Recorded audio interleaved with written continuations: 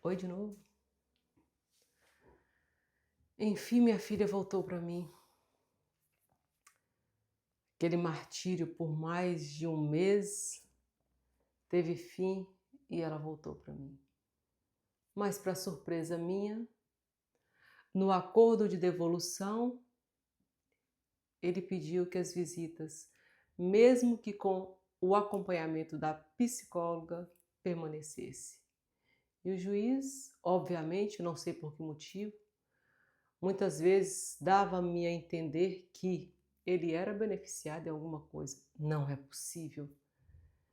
Mas cedeu mais uma vez e ele teria direito a essas visitas, mesmo com acompanhamento.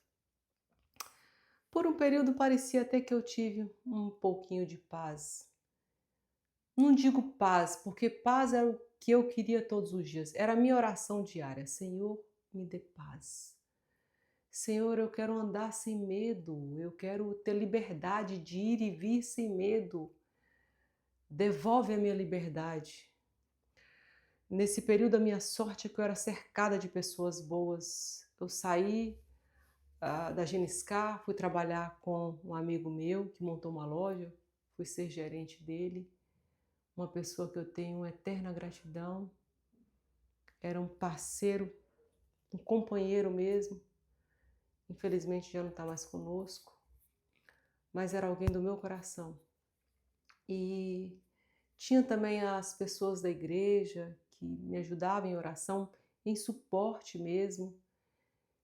Mas a minha vida naquela época, eu estava tão traumatizada com tudo, que minha vida se resumia a trabalho, casa e igreja, somente.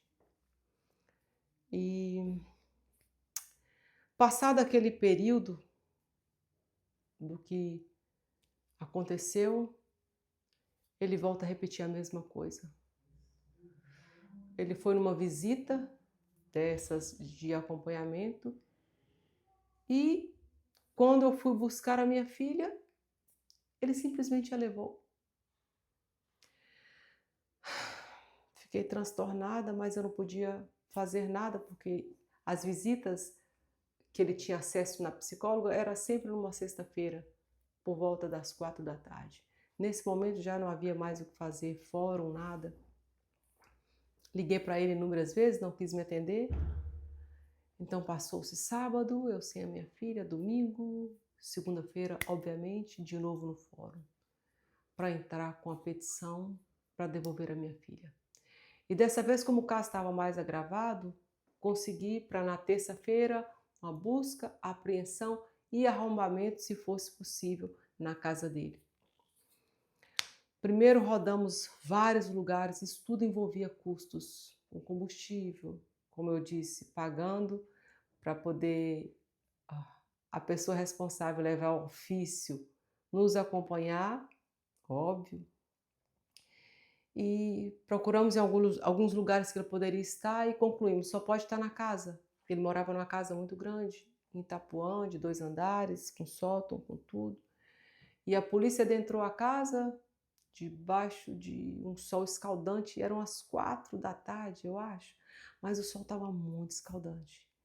E quando entramos, procuramos tudo e nada. A polícia ficou ali por um tempo, demorou a fazer essa busca e quando íamos sair, já quase desistindo daquilo, era já 6 da tarde, ficamos por volta de umas 2 horas ali.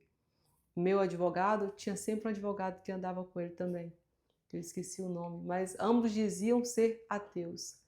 E quando ele estava para sair, ele ouviu uma voz: volte e olhe a caixa d'água subterrânea.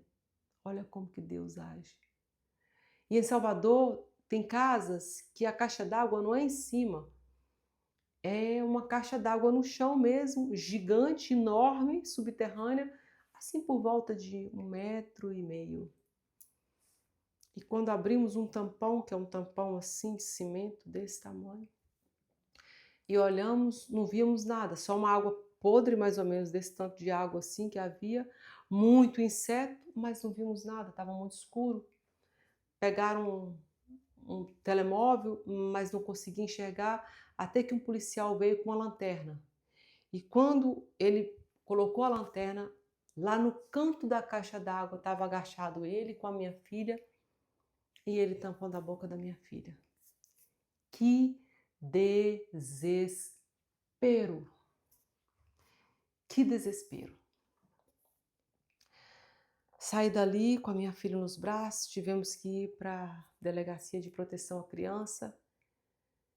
Que horrível ver minha filha naquela situação, chorando, tremendo de frio, reclamando que viu insetos, que teve que ficar calada, com a boca fechada por mais de 3 horas dentro daquele abafamento.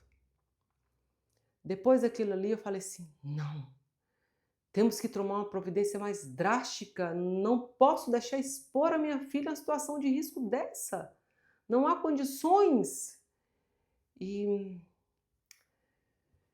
enfim, saímos de lá por volta de 11 da noite e eu com ideia fixa na cabeça, não posso deixar a minha filha se expor a uma situação dessa.